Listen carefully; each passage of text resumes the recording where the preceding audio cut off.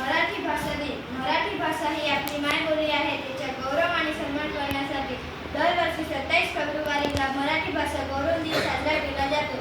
हा दिवस प्रसिद्ध कवी साहित्यिक कुसुमराज उर्फ वि.वा. शिरवाडकर यांच्या जयंतीनिमित्त साजरा केला जातो. मराठी भाषा ही सर्वांगी सुंदर भाषा आहे. ही भाषा महाराष्ट्राची मातृभाषा अधिकृत राजभाषा आहे. मराठी भाषा ही ऐतिहासिक, कला, साहित्य आणि संस्कृतीने समृद्ध आहे. भारतात सर्वात जास्त बोलत जाणाऱ्या भाषांपैकी मराठी ही तिसरी भाषा आहे.